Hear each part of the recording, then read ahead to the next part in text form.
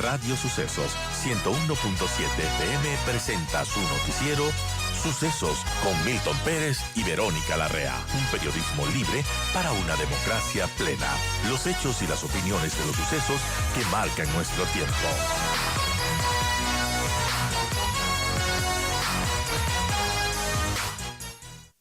Buen día, Vero, amigos. Gracias por seguir con nosotros y saludamos a José Chalco Salgado, él es abogado constitucionalista.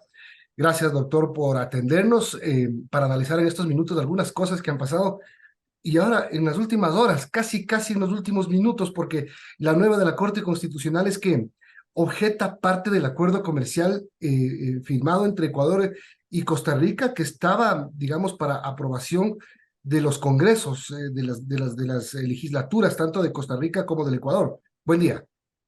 Buenos días, apreciado Milton y estimada Verónica.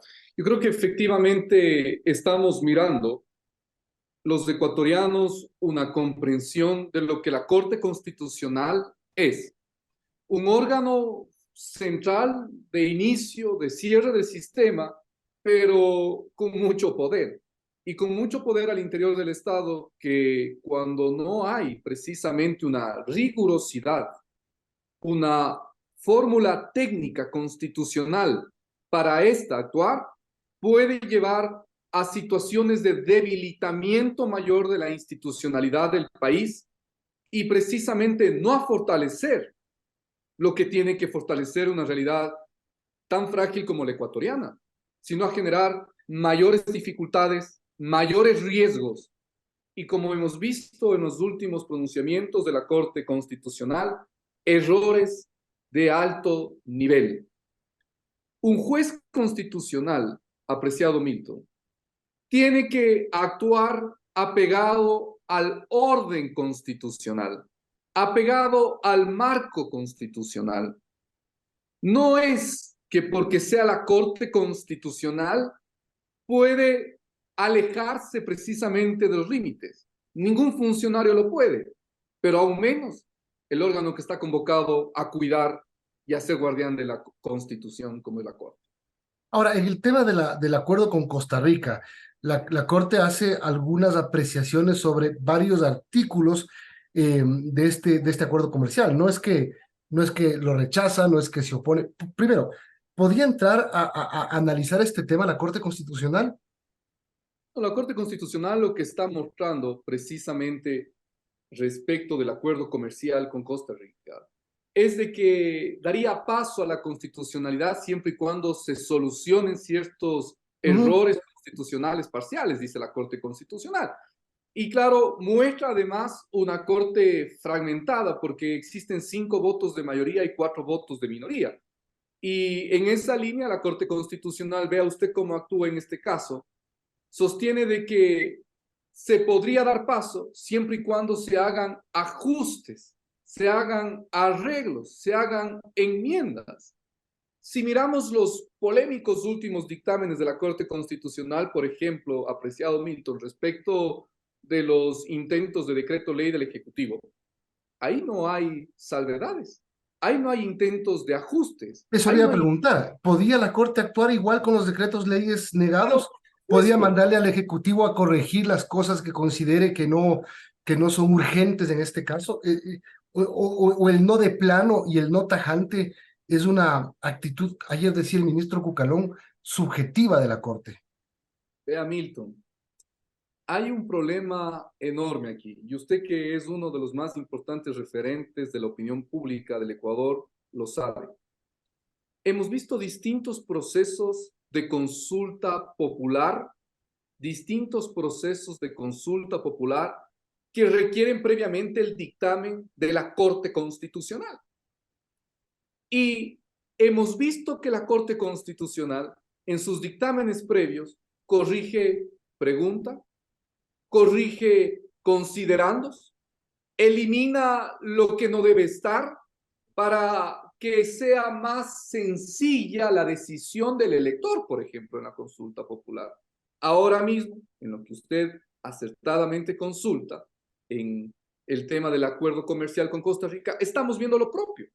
Una Corte Constitucional que cuando hace control de constitucionalidad previo, pide ajustes, hace ajustes, modula. Y es que la Corte lo puede hacer, pues. Tranquilamente lo puede hacer. Lo que la Corte no debe hacer, y me preocupa profundamente, y me ha dejado, créame, un sinsabor constitucional, es haber perdido la rigurosidad.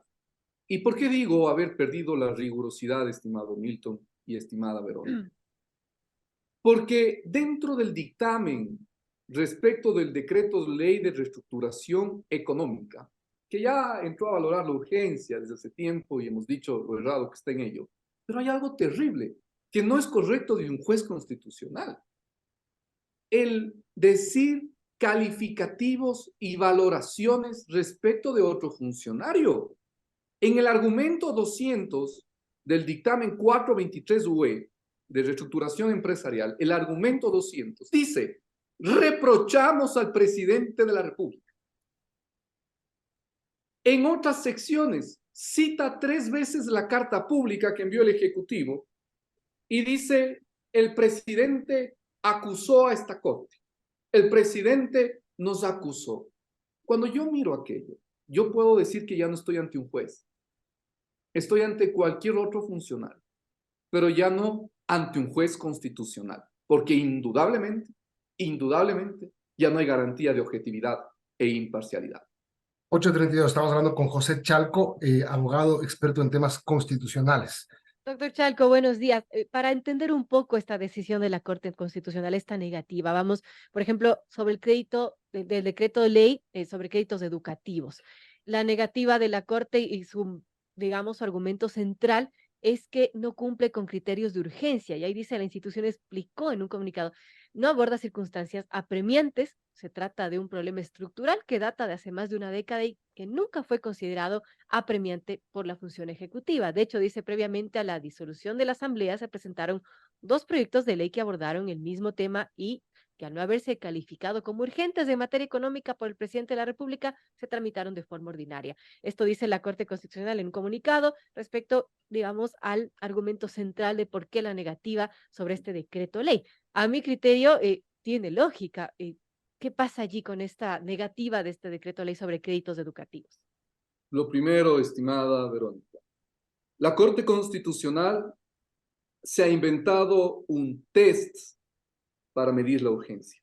Un test. ¿Cuál es el test que hace la Corte Constitucional? Mira, 3 elementos. El primero, que la circunstancia sea apremiante. El segundo, que haya una conexidad plausible, le denominan, entre las medidas y la circunstancia. Y tercero, que los efectos sean inmediatos. Esto, apreciada Verónica, no es un control de constitucionalidad. Esto es un control de oportunidad. Si yo estoy viendo circunstancia apremiante, conexividad plausible y efecto inmediato, yo no estoy haciendo un control jurídico de constitucionalidad. Suena Estoy subjetivo, haciendo ¿no? un control de oportunidad. Es lo primero. Lo segundo, querida Verónica, si recordamos el dictamen 123, aquel de la reducción de los tributos, aquel de la reducción de los impuestos, por un mínimo de racionalidad, de una lógica mínima, podríamos decir lo siguiente. Aquello sí fue urgente, reducir tributos para un grupo social, eso ha sido urgente, pero establecer créditos educativos para personas en situación de atención prioritaria, grupos vulnerables, ¿no es urgente? ¿Qué está pasando? Es decir, para mí, Es subjetivo y uno podría pensar que caen en el ámbito político. ¿A usted le parece que la Corte Constitucional equivocó su camino en este tema inédito para el país? Sí, es inédito, entonces a lo mejor están equivocándose porque es la primera vez, pero están sentando jurisprudencia. yo creo que la Corte Constitucional ya no es la Corte Constitucional del año 2019 presidida por el profesor Salgado. Y estamos viendo una Corte Constitucional diferente, que está equivocada. Yo y usted, apreciado Milton, y usted, Verónica, podemos reprochar a un funcionario. Usted y yo podemos reprochar la ausencia de ejecutorias o las malas ejecutorias de un presidente. Eso es otra cosa completamente diferente. O sea, él solito se puso la soga al cuello. Pero la Corte Constitucional reprochar el proceder de un ejecutivo en un momento en donde se activaba una muerte cruzada es un error. La muerte cruzada no es carta abierta para el Ejecutivo. El Ejecutivo ha de actuar en el marco de la Constitución, pero tampoco es carta abierta para que la Corte Constitucional crea que es legislador, crea que es un contrapoder que tiene que frenar todo, o lo que es peor, crea que en su tarea de guardián de la Constitución tiene que dejar las llaves abiertas de la casa y haberse ido, no cuidar la Constitución. Ahora viene el gobierno ha anunciado que vienen en camino más decretos leyes. Uno de ellos es por el fenómeno del Niño, por ejemplo. Ahora, si el fenómeno del Niño no está confirmado, si viene en septiembre, octubre, noviembre, diciembre, y tampoco está confirmada la fuerza con la que vendrá, a lo mejor para la Corte no sea urgente. Indudablemente a eso nos ha abocado la Corte Constitucional, a que ingresó en donde no debía ingresar, a valorar la urgencia, y hemos dicho que aquello no le correspondía a la Corte por varias razones, y precisamente porque entra en un ámbito discrecional absurdo, que lleva al extremo de lo absurdo. Déjeme decirle por qué Milton y Verón. Pensemos un minuto en la medida económica de la dolarización del año 99. Era indudable que en el año 99 y hacia el año 2000, cuando ésta se perfeccionó, todos los ecuatorianos seguramente llegamos a la unanimidad de que la medida era urgente, era apremiante la circunstancia. Hoy han pasado más de 20 años. ¿Podemos seguir pensando que esto ha perdido su vigencia, su urgencia, su necesidad, su circunstancia apremiante? No. Es decir, la Corte se equivoca porque precisamente por ingresar a donde no debió ingresar, a valorar la urgencia, cree que lo urgente es solo lo que tiene que darse en la siguiente semana. Pero si les estoy dando un ejemplo con la dolarización, han pasado 20 años y sigue siendo una medida necesaria para el país. Sigue siendo una medida de Estado, macroeconómica con sus efectos. Entonces, no es que los efectos son inmediatos. No es que los efectos son solamente para ese momento y nada más. Eso es un error. Eso es un error en el que ha caído la Corte. Y sobre todo, apreciado Milton, puede hacer ejercicios, sí, de verificar la constitucionalidad. Por ejemplo, hablemos de esto de los derechos laborales. Se ha dicho que se está alterando, efectivamente así es en el sentido de que en derecho constitucional así es, el crédito laboral es un crédito privilegiado, sí, esto es decir, existe una creencia a favor de los trabajadores y existen varias acreencias, entre todas se le dará una prelación privilegiada, una prelación de importancia a los laborales. Esto está en la Constitución, efectivamente es así. La Corte identifica que existe una disposición que estaría alterando aquello. Bueno, modúlela, pues, arréglela, elimínela, pero no entre a reprochar, porque dice expresamente, reprochamos al presidente, y menos entre a decir que la carta del presidente que nos acusó. Eso muestra ausencia de rigurosidad y que hemos ingresado a un campo en donde no debe ingresar un juez, a las pasiones y a los afectos. 8:39, hablamos con José Chalco, abogado constitucionalista. Doctor Chalco, esto sin duda, estos fallos negativos dejan un precedente. ¿Qué se puede esperar para lo que venga después con las decisiones de la Corte Constitucional? Yo creo que es complejo lo que el país ha tenido que mirar.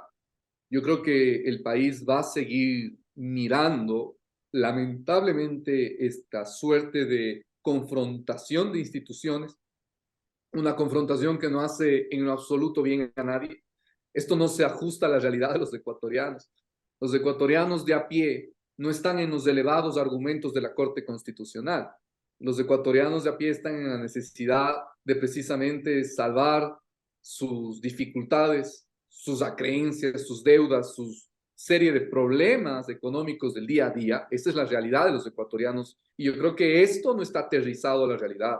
Yo creo que lamentablemente lo que ejecuta la Corte Constitucional dista mucho de aquello. También el presidente con su equipo tiene que cuidar, obviamente, el cumplir ya con estos precedentes de la Corte. La Corte ya nos ha dicho, vamos a calificar la urgencia. Bueno, el Ejecutivo cuide la motivación, haga una motivación de conformidad a lo que la Corte quiere escuchar.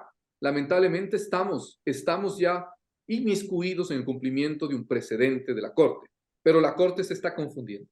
La Corte se está confundiendo groseramente, no es legislador, no es constituyente, es un órgano de control constitucional y en ninguna disposición de la Constitución dice cómo se valora la urgencia. Por eso, haberse inventado la valoración de la urgencia muestra precisamente que estamos al margen de la actuación de la Corte Constitucional, Y haciendo un texto de oportunidad. Usted al principio hacía un relato de lo que la Corte sí ha hecho, cambiar preguntas, modificar textos, etcétera. Y me acordé de la consulta al Yasuní, que acepta una pregunta que ahora mismo tenemos que responder el 20 de agosto con claramente con una diferencia de temporalidad y de realidad, porque es una pregunta que se planteaba cuando no había explotación en el ITT, pero sigue siendo la misma pregunta ahora que hay 10 años de explotación. Esto es vergonzoso, ¿no? ¿Cómo puede hacer la Corte Constitucional aquello? Porque usted no puede presentar pues una consulta el día de hoy y de aquí en 10 años consultarse. Ha perdido todo principio, toda razón y sentido de ser. Ahí sí ha perdido oportunidad. Ahí sí tiene sentido aquello. Ahí sí tiene sentido el mirar si la consulta guarda o no guarda necesidad, porque se le va a preguntar a la población, no es una cuestión de simplemente reglas normativas, sino de consulta a la gente, de que la gente establezca su voluntad. Vea que usted cita algo interesante respecto a esta consulta de Yasuní, y hay un voto salvado también de la jueza Corral, ¿no? Mis respetos a la jueza Corral, quien viene haciendo votos salvados y concurrentes con esta mayoría equivocada de la Corte. Efectivamente, uno es la temporalidad. 10 años después de una consulta, ¿qué sentido tiene? Lo segundo, apreciado Milton y Verónica, algo que es gravísimo. Yo veo que el debate se ha concentrado en si son 500 millones o 1.200 millones. ¿Qué es lo que se va a perder? Nadie está mirando las indemnizaciones que hay que sumar y que el Estado tendrá que pagar a las empresas que salen de la explotación. Es que esto tiene que rebasar el tema ideológico. Esto tiene que rebasar el tema de los afectos para ir a una rigurosidad técnica. No son ni 500 ni 1.200, es mucho más. Porque la disposición de la Corte Constitucional, en lo que hizo como dictamen, expresamente señala que tendrán que irse retirando paulatinamente las empresas concesionadas. Eso implica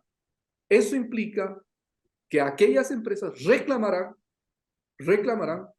como les corresponde en derecho, indemnización por daños y perjuicios. Había un contrato que no se está cumpliendo. E imagine la imagen del país en inseguridad jurídica, ¿no? Mañana usted tiene un contrato con el Estado, invierte, le hacen una consulta popular y se cae el contrato.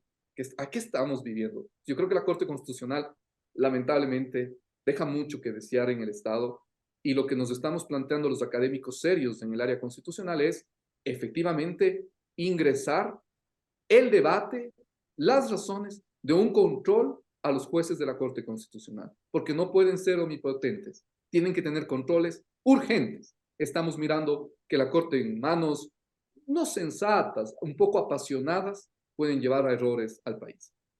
Gracias, doctor José Chalco, por habernos atendido hoy y darnos su criterio. Tenga buen día. Milton, Verónica, un buen día y qué gusto estar con ustedes.